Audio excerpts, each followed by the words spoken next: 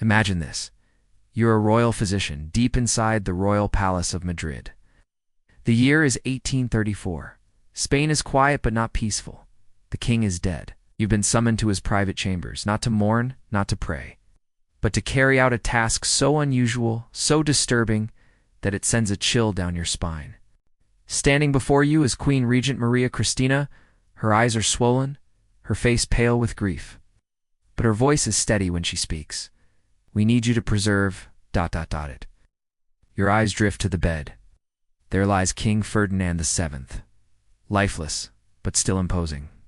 Even in death, the man seems to glare at you as if mocking you from beyond the grave. But it isn't his face that holds your attention. It's what's hidden beneath the sheets. The one thing that defined his reign almost as much as his cruelty, his grotesque, deformed anatomy. This wasn't just flesh and blood.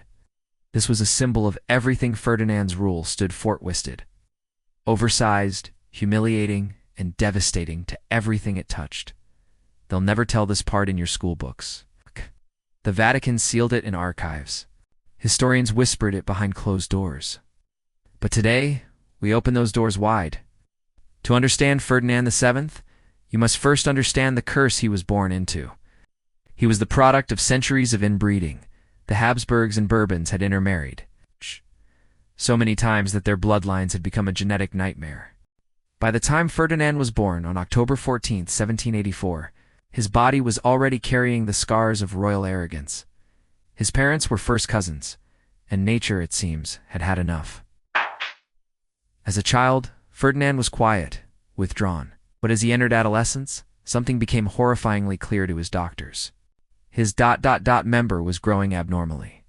It was enormous, but also deformed, curved, misshapen, unlike anything the court physicians had ever seen. One described it as thin as wax at the base, thick as a man's fist at the tip, and long enough to use as a walking cane. For most men, that kind of description might bring laughter or envy, but not in the Spanish court. Not in the 18th century, where masculinity was measured by grace, refinement, and restraint. Ferdinand's anatomy was seen not as power, but as shame. It made him a freak, an object of mockery, a walking joke cloaked in royal robes, and he knew it. Servants laughed behind his back, courtiers whispered. Diplomats reported it to their kings. Even his tutors would later write about the dark changes in his personality, his growing hatred, his cruel outbursts, his deep paranoia. He believed everyone was laughing at him, and they were. There's one story written in the private journals of a royal chaplain that marks the turning point. A young page, no older than 12, accidentally walked in on Ferdinand while he was changing clothes. The boy was flogged, his family exiled, his name erased. Ferdinand had learned one truth early: if they see my shame, they must be silenced. As he came of age, Ferdinand's bizarre anatomy became a royal crisis. He had to marry, had to produce an heir. Spain needed a future. But how do you ask a woman barely out of girlhood to lie beside a man whose body could injure her permanently? Physicians got to work. They designed custom cushions, oils, and marital equipment like a royal surgical team preparing for battle. His bride, Princess Maria Antonia of Naples, was 17. Beautiful, innocent, full of romantic dreams. She thought she was marrying a handsome prince called El Deseado, the desired one. She had no idea. She was stepping into a nightmare. Their wedding was celebrated across Spain. Bells rang, parades marched, and the cathedral was filled with flowers and hope. But that night, everything shattered. Maria Antonia's screams echoed through the palace walls. One lady-in-waiting wrote. She cried out, "Monster! Monster!" and pressed herself against the wall. We feared she had lost her mind. The bizarre shape, the weight, the size, the medical devices, the royal pillows, the oils. There was no tenderness, no love, no romance. It was a procedure, not a union.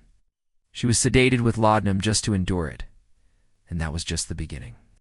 For years, their bedroom became a horrifying ritual of pain, humiliation, and despair. No child came, only trauma. Maria Antonia became addicted to narcotics. Just to survive her marital duties, her health declined, her spirit broke. In Ferdinand, he became more obsessed, more paranoid, more desperate. His madness was just beginning.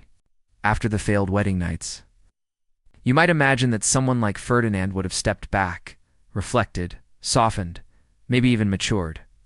But no, the failure to produce an heir didn't humble him. It twisted him further. It wasn't just his body that felt like a curse anymore.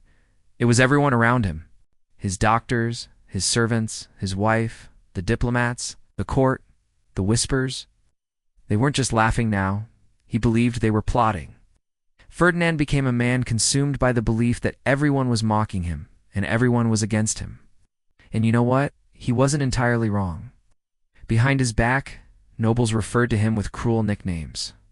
They laughed in closed chambers about the club at court, a joke about his deformed anatomy. Even foreign ambassadors wrote gleeful dispatches home, mocking the Spanish king who could not fulfill his most basic royal duty. And Ferdinand, he read those reports, he knew, so he hardened. Emotionally, psychologically, politically, Ferdinand's cruelty began to grow in quiet places first. A servant who brought the wrong cushion? Whipped. A lady-in-waiting who giggled at the wrong time? Dismissed in shame. A chambermaid who whispered too close to the queen's door? Banished from Madrid. Ashed. Each punishment was a message. No one sees the king's shame and lives comfortably. But Ferdinand wasn't just lashing out. He was building something. A kingdom not of peace or prosperity but of fear. By 1802, Ferdinand's obsession with fixing his problem had become a full-blown national crisis. He spent enormous sums of the royal treasury on strange alchemists, quack doctors, and bizarre treatments. He drank rhinoceros horn powder, consumed ground pearls, swallowed elixirs from Persia. Some were meant to shrink him, others promised to restore balance. All were useless.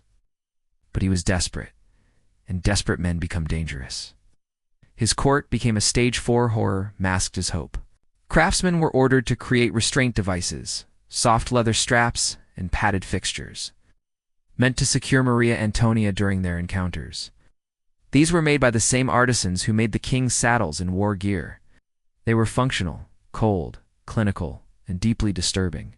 By now, Maria Antonia was barely living. She was addicted to laudanum, locked in her chambers, and haunted by what modern psychologists would easily call sexual trauma. Twice she became pregnant. Twice she lost the child.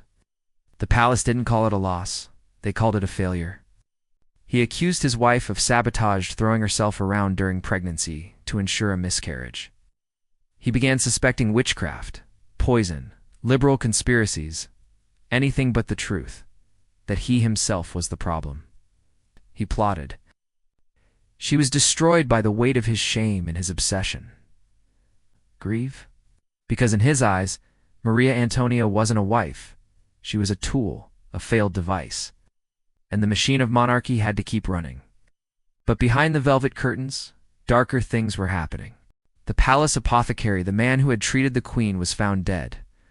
A letter was discovered and taken, vanished. Rumors spread the king had her poisoned. He ordered the silence of his own doctors. He is hiding something far more terrible than deformity. Spain was beginning to smell blood. And with that came his second marriage, and even more horrifying consequences than before. Ferdinand didn't grieve Maria Antonia. He didn't lock himself away out of sorrow, didn't fall to his knees in prayer. There were no signs of reflection, no hint of heartbreak. To Ferdinand, Maria Antonia had failed her purpose, and now she was gone. He needed something far more specific. Something clinical. Someone who could finally give him the heir Spain so desperately waited for. So within months, barely long enough for the flowers on her grave to wilt, he began the process again. New suitors were proposed. Royal families were consulted. Bloodlines were evaluated. And soon he found her. The daughter of King John VI of Portugal, Maria Isabel, was delicate, religious, soft-spoken. Everything a proper queen was expected to be. She was raised to be obedient, to be quiet, to suffer in silence. And that's exactly what Ferdinand wanted. To the ministers, it meant alliance. To Ferdinand, it meant another chance to fix the legacy his body had ruined. Madrid lit up once again. Bakers prepared endless trays of sugared almonds and sweet wine. The bells rang. Choirs sang.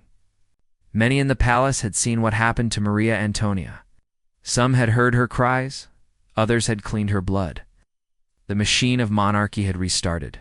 First, Maria Isabel tried to be a good wife. She wrote cheerful letters to her family in Lisbon, saying she hoped to be a good queen, a good mother. She asked God for strength, for love. There were no soft words, no gentle embraces. To him, intimacy was a military operation, something to be engineered, not shared. He had physicians inspect her, advisors weigh in, midwives prepare her. They even adjusted the royal bedposts and reinforced the mattress. Everything was calculated, nothing was sacred. She didn't scream like Maria Antonia had, but then came the blood. There was panic in the queen's bedchamber. She was pale, deathly pale. Her sheets were soaked. The smell of iron was thick in the air. She had hemorrhaged. Ferdinand's reaction? Why does she break so easily? He barked. An obstacle, but instead of support, she received suspicion. He said she had poisoned herself, so that her family, the Portuguese, had sent her to sabotage his bloodline. The court doctors were horrified. A hush fell over the palace, and Maria Isabel faded. She'd stopped eating. Her letters became more like prayers than correspondence. "May God forgive me for what I endure," she wrote in one note. "May he forgive the king." In 1818, after months of silence, Maria Isabel gave birth. A boy, finally a male heir to continue the Bourbon legacy, prince born from sacrifice. But something was wrong. He was blue, small, lifeless. The joy collapsed into silence. He exploded. He screamed that Maria Isabel had killed Spain's future. He accused her of witchcraft, of betrayal, of being cursed. And then just days later, Maria Isabel died too.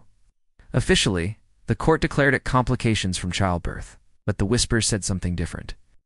In a letter smuggled to Lisbon by a chambermaid, her sister wrote, "My sister did not die from childbirth. She died from a broken soul. 2 wives, 2 coffins, no heir." And still, Ferdinand refused to take responsibility. The court began to murmur. Ministers exchanged nervous glances. The church was uneasy. Diplomats from France and England joked behind closed doors. Is Spain ruled by a king or by a curse? Even within the palace, servants began referring to his bedchamber as the tomb with velvet curtains. Ferdinand. He withdrew deeper into isolation. He drank heavily. He stopped attending council. He stared for hours at portraits of his dead wives. Some nights guards reported hearing him mutter to himself. Some said he wept like a child. Others said he laughed. But always beneath it, all there was one unshakable truth. He still needed an heir. And so, once again, prepared to marry. By 1819, Ferdinand VII had buried 2 wives and 3 unborn children. His rule was crumbling under its own weight. Spain, once proud and powerful, now trembled like an aging beast. The Enlightenment was sweeping through Europe, but Spain clung to the shadows, thanks to the man who sat on its throne. Ferdinand wasn't looking for love anymore. He was looking for a vessel. A silent, obedient, fertile vessel. And he found her in Maria Josepha Amalia of Saxony. She was 17, pale-skinned, wide-eyed, and devout. The kind of girl who still believed saints watched over her sleep. Raised in a strict, cloistered Catholic household, her life had been one of rosaries, confessionals, and whispered prayers. When the offer came to marry the King of Spain, her family wept with joy. Maria Josepha, on the other hand, wept from fear. Her journey to Madrid was filled with pageantry, trumpets, banners, cheers. But behind all that noise was dread. Palace servants exchanged nervous glances. Ministers gave fake smiles. Everyone remembered the fate of the last 2 queens, and this one. She looked even more fragile. She arrived in a carriage made of gold, but she might as well have been wheeled in a coffin. On the surface, she played her role well. She bowed politely, smiled when spoken to, attended Mass twice a day. Ferdinand, bloated and bitter by now, took immediate interest. She didn't question, she didn't argue. She was exactly what he needed, at least on paper, but paper tears easily. Their wedding night was a disaster. As Ferdinand approached her, she recoiled. She hadn't been told the full truth about conjugal lives, only that she must submit and serve. But when Ferdinand revealed what he expected, what his body demanded, she screamed, not softly, not with ladylike restraint. Ouch. She screamed like a hunted animal and locked herself in the next room. For 2 full weeks, she refused to let him near her. She wrote tearful letters to her confessor, begging for clarity, for guidance. "What is this duty I've entered?" she asked. "Is pain part of holy matrimony?" Ferdinand flew into a rage, not because she resisted, but because she reminded him once again of his most unbearable truth. He was the problem. Still, in true royal fashion, blame was never his to bear. He blamed her father, her country, her upbringing, her religion. Priests were summoned to counsel her. Doctors were ordered to reassure her. She was told that her fear was unnatural, that obedience was divine, and slowly she gave in. There are no diaries from her. No letters survived past the censorship of the Spanish court. But what we do have are cold clinical lines and medical reports. Bleeding, unexplained, suspected miscarriage. Its third month, depression noted, prescribed opiates. For 10 years, Maria Josepha endured. She lived in silence. She slept under the same roof as the king, but she never bore a child. Outside the palace, Spain was boiling. Food riots broke out. Intellectuals were imprisoned. Books, philosophy, science, art were burned in public squares. Ferdinand's answer to unrest was always the same: repression. But inside the palace, he grew quiet. He no longer stormed through the halls, no longer summoned ministers at dawn. He simply withered. By 1828, Ferdinand's body was falling apart. He'd grown obese. His skin turned yellow from gout and liver failure. He could barely walk. He used to strike fear into courtiers. Now, he needed help just to stand. Even his doctors, who once bent over backward to hide the truth, began to whisper it. He is dying, without an heir. Then, in 1829, Maria Josepha died. The court announced consumption. Tuberculosis. But no one believed it. She had no history of illness, no signs of decline. Those who knew her well suspected something else, something far more invisible. She had died of despair. 3 wives, 3 funerals, no living child. It would have been enough to break most men, to drive them into repentance, or at least silence. But Ferdinand? He wasn't done yet. Even as his skin peeled, even as his legs swelled, even as foreign courts laughed at the idea of Spain's rotting monarch, he made one final, desperate move. A 4th marriage. This time, not to a girl raised in convent walls. It's not to a puppet or porcelain bride. He chose a woman who was sharp, calculated, and most importantly, ambitious. Her name was Maria Christina of Naples. She wouldn't just survive the crown, she would reshape it. Because unlike his other queens, Maria Christina would make sure that what Ferdinand left behind was hers to control, even if it meant rewriting the very laws of Spain. Maria Christina of Naples was unlike any queen Spain had seen in generations. She wasn't soft, she wasn't naive, and she certainly wasn't going to be a pawn in Ferdinand's royal tragedy. She was clever, calculating, and ambitious, everything the king had never been prepared for. When she entered the Spanish court in 1829, she didn't come as a frightened girl. She came as a strategist. At 23, she was already wise beyond her years, shaped by years of watching European politics from the shadows of her Neapolitan court. She knew what kings wanted. More importantly, she knew what they feared. Ferdinand by now was a grotesque shadow of his former self. Swollen legs, discolored skin, labored breathing. He ruled from his bedside, surrounded by apothecaries and Catholic relics. But still, he clung to the one obsession that had haunted him all his life: an heir. And Maria Christina knew this. She made him feel adored. She played the loyal wife. She visited his bedside with a calm smile and gentle prayers. And she made sure everyone in the court saw it. In private, though, she was already preparing for the future. Within a year, she was pregnant. For the first time in decades, hope bloomed in the palace halls. Nobles bowed lower. Priests rang bells. Foreign embassies sent gifts. And then, in 1830, it happened. Maria Christina gave birth to a daughter, Isabella. Ferdinand was overjoyed. But joy quickly turned to anxiety. Spain followed Salic law, an ancient rule that said only men could inherit the throne. That meant little Isabella couldn't rule unless the law was changed.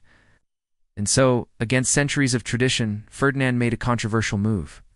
He issued the Pragmatic Sanction, a royal decree that nullified Salic law in Spain. This was not just a legal change, it was a political earthquake. Conservative factions erupted in fury. One man in particular saw this as betrayal. Ferdinand's own brother, Don Carlos. Carlos had spent years waiting to inherit the crown. Now, with a single stroke of a pen, he was pushed aside for a baby girl. The seeds of a civil war had just been planted. Maria Christina saw it coming. She knew power was fragile, so she began surrounding herself with allies, liberal thinkers, moderate politicians, and secret supporters of the pragmatic sanction. She whispered in ears, made promises, forged silent pacts. Meanwhile, Ferdinand's health declined sharply.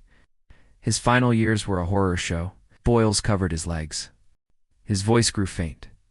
He barely ate. Sometimes he couldn't recognize his own ministers. But even on the edge of death, he remained obsessed with Isabella. Everyone swear loyalty to her. He demanded nobles kneel and kiss the infant's hand. He ordered portraits of her to be painted and sent across the empire. Maria Christina was always nearby, always watching, always planning. Because she knew, the moment he died, the wolves would descend. And then on September 29th, 1833, Ferdinand VII died. The man who had ruled with cruelty, paranoia, and shame was gone. And in his place, a throne stood empty except for a toddler. Spain stood on the edge of chaos. Don Carlos declared the decree invalid. His supporters, the Carlists, took up arms. Spain was now in civil war. In Maria Christina, she did not run. She did not beg. She did not weep. She took control. She declared herself regent of Spain, not queen, not widow. Regent ruling in the name of her daughter, she signed decrees, appointed ministers, rode through the streets of Madrid with Isabella in her arms. The same court that had buried 3 queens now bowed before her. She had outlived the monster, outplayed the brother, and outmaneuvered the church. Maria Christina had done what none of Ferdinand's other wives could. She turned survival into power. But the blood had only just begun to spill, because Ferdinand may have died, but his legacy would burn Spain for decades. When Ferdinand VII died in 1833, he left behind more than just a child monarch. He left behind a kingdom teetering on collapse. The throne now belonged to a toddler queen, Isabella II, but the crown was far from safe. Don Carlos, Ferdinand's brother, refused to accept a girl as queen. In his eyes, the pragmatic sanction was invalid, a betrayal of tradition and God. And so, he declared himself the rightful king. The Carlist Wars had begun. Spain was split in two. On one side stood Maria Christina and the liberal constitutionalist, defending Isabella's right to rule. On the other, the Carlists, fiercely traditional, ultra-Catholic, and loyal to Don Carlos. Towns were divided, families torn apart. What started as a succession dispute became a brutal civil war. Maria Christina was now not just a mother or a widow, she was a wartime regent. Her advisors urged her to flee. But she stood firm. Every morning she appeared in public with her daughter. Every decree she signed was in Isabella's name. She turned the royal court into a war room. Ministers came and went in hushed tones. Maps covered the walls. Letters were burned. Secrets protected. The war was bloody. Guerrilla fighters struck from the hills. Villages were burned. Priests preached rebellion from the pulpit. In the middle of it all stood Maria Christina, fighting not just for power, but for her daughter's future. But there was a cost. To fund the war, she sold royal lands. She cut deals with liberals trading influence for survival. Her alliance with the military grew uneasy, and the church, once her ally, began to doubt her.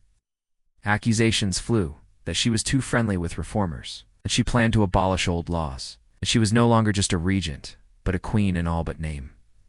In private, she struggled. Letters show her breaking. "I wake at night in fear," she wrote. "Not for me, but for Isabella. They will tear her apart if I fail."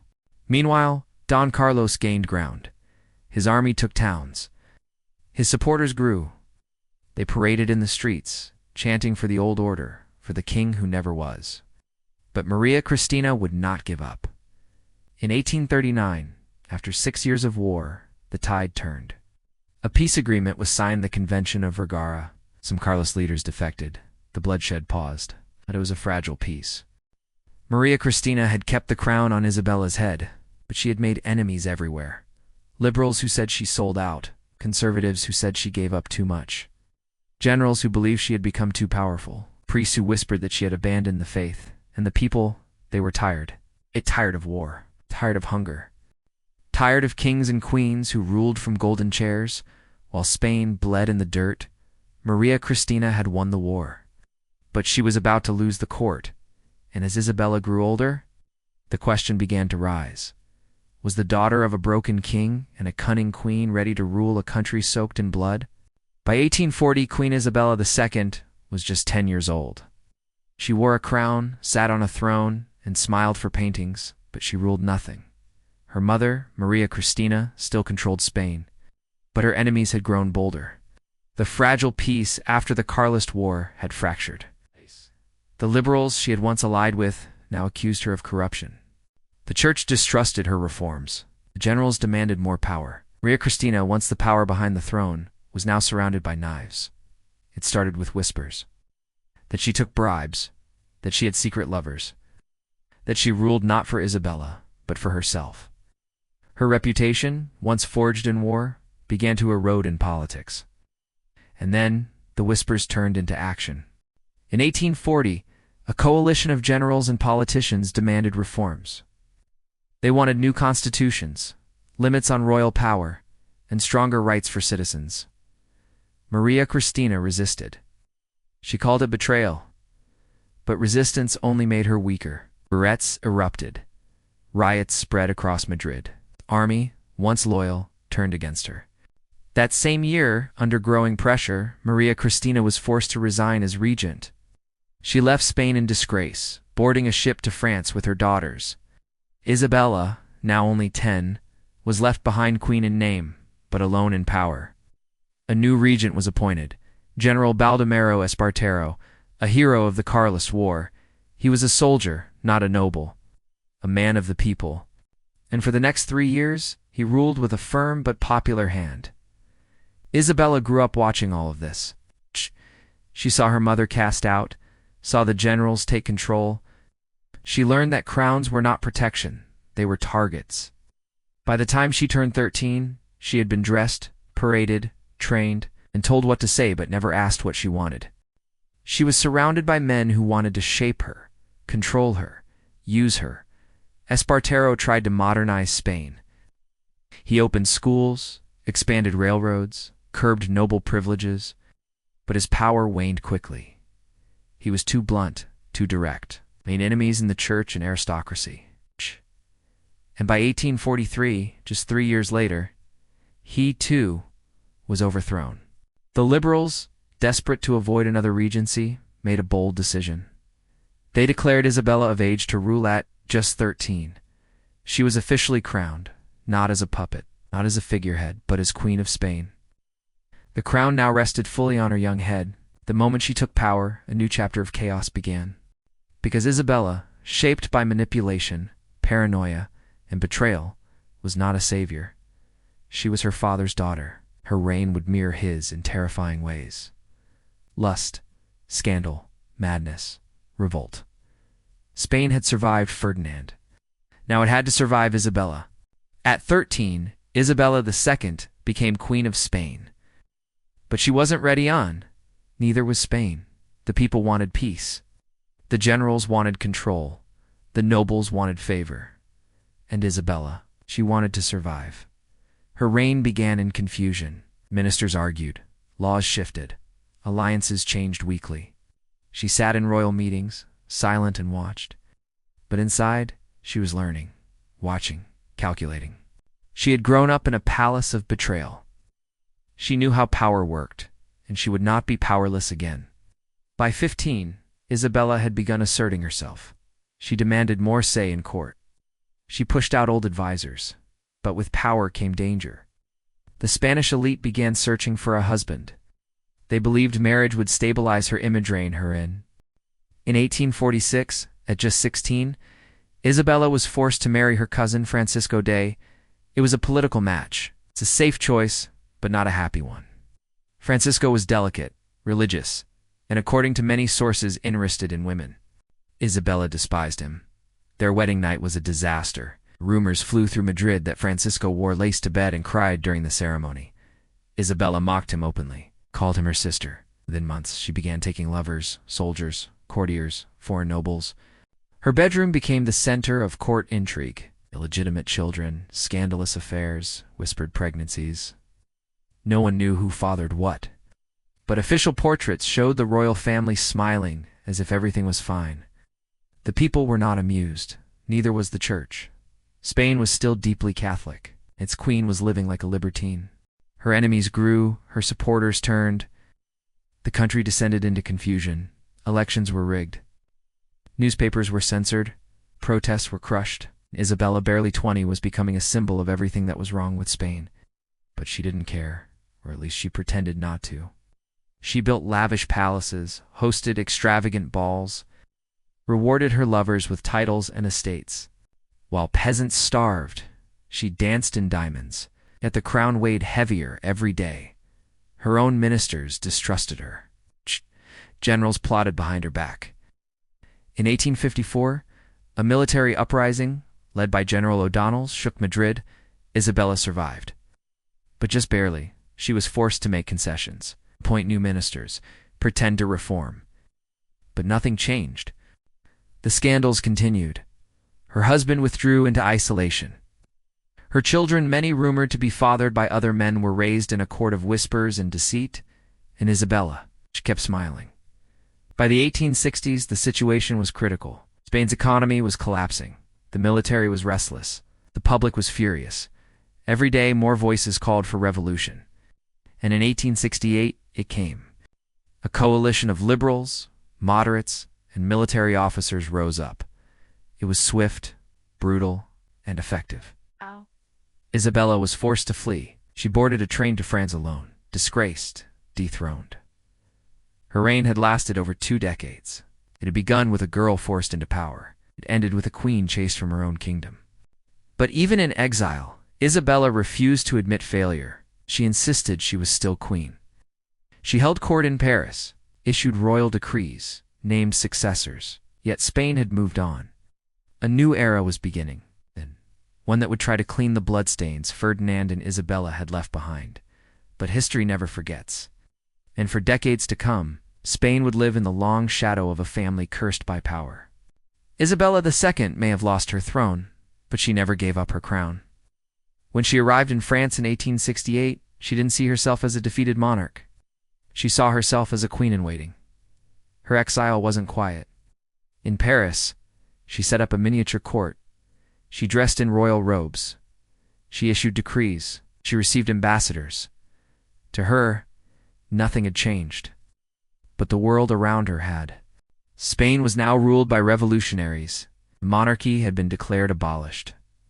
A provisional government formed, and in 18 they even offered the throne to a foreign prince, Amadeo of Savoy. Isabella watched from a gilded chair in her Paris salon, scoffing. "A king chosen by radicals," she reportedly said.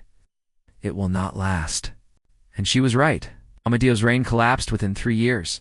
He abdicated in frustration, saying Spain was ungovernable. Civil unrest erupted. Monarchists, Republicans. Carlos fought for control. It was chaos. Through it all, Isabella remained patient. But behind the scenes, she was maneuvering. She knew the monarchy might be restored. The people still longed for stability. If Spain wanted a king, she had one. Her son, Alfonso. Born during her scandal-ridden reign, Alfonso was young, untested but legitimate. In Isabella's eyes, he was her redemption, her second chance. She began grooming him for power. Tutors were brought in. Catholic values drilled into him. He was raised not just to be a man, but a monarch. Then, in 1870, Isabella made a shocking move. She abdicated. She gave up her claim to the throne not in defeat, but as a tactic. She stepped aside to make way for her son, and the plan worked. After years of instability, Spain restored the monarchy in 1874. Alfonso XII became king.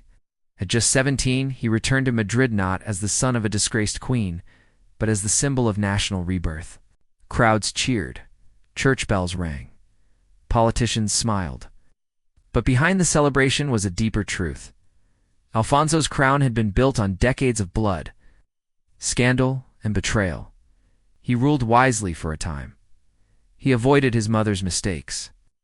He married carefully, governed cautiously, and tried to unite a broken country. But Isabella never disappeared. Though no longer queen, she remained a shadow behind the throne. She advised her son, intervened in court politics, made enemies. Rumors of her influence spread. Some said she was the true power behind the crown. In 1885, Alfonso died suddenly of tuberculosis. He was just 27. Spain mourned deeply. But for Isabella, it was devastation. Her son, her hope, her legacy was gone. She faded after that. Her influence waned. Her court in Paris grew quieter. The once feared queen now spent her days in memory. She died in 1904 in exile. No throne, no power, just history. But her shadow remained, because Isabella wasn't just a monarch. She was a mirror, a reflection of everything Spain had become. Brilliant and broken, proud and cursed, lavish and lost. Her life was a continuation of Ferdinand's madness, and her legacy is a warning to all who sit on golden thrones, thinking they are untouchable. History does not forget, and crowns, once cracked, never truly shine again. The story of Ferdinand VII and Isabella II, S and T, just a royal tragedy at S, a mirror held up to the idea of monarchy itself. 2 lives, 2 reigns, decades apart, yet eerily alike. Both began with hope. Both ended in chaos. What made their downfall so complete wasn't war or assassination. It was something deeper, a dynasty rotting from within. Ferdinand was shaped by inbreeding, paranoia, and physical deformity. Isabella by scandal, betrayal, and early trauma. Yet both clung to their crowns with desperation. Neither reigned for the people, they reigned for themselves. And in doing so, they shattered the very foundation of Spain's monarchy. Their reigns weren't marked by triumph, but by obsession. Ferdinand obsessed over heirs, Isabella obsessed over image. Both sacrificed everything: spouses, ministers, allies, to maintain the illusion of power. But illusion, no matter how golden, always fades. And when it did, what remained was a broken throne, a bleeding country, and a people forced to rebuild again and again. The fall of Isabella in 1868 didn't just end a reign, it exposed the rot beneath the crown. It showed the world that royalty is not destiny, that bloodlines can be broken. Thrones are made of wood, not magic. Spain would never be the same. Even after the monarchy returned, it limped. Alfonso XII brought hope, but he died young. His son, Alfonso XIII, would rule into the 20th century, only to see the monarchy collapse again. And through it all, the ghosts of Ferdinand and Isabella lingered. In portraits, in politics, the quiet reminders that power unearned is always borrowed. Their palaces now stand silent. Their line is no longer sacred. Their names, once shouted in reverence, are now whispered in caution. They were not monsters in fairy tales. They were people, flawed, proud, afraid. And in their flaws, we see the truth, that no crown lasts forever, that no ruler is beyond judgment, that history watches, records, and eventually recons. So when you hear their names, Ferdinand VII, Isabella II, remember not just the scandal, the war, or the madness. Remember what they taught us, that power is fragile, and that even the brightest crown can cast the darkest shadow.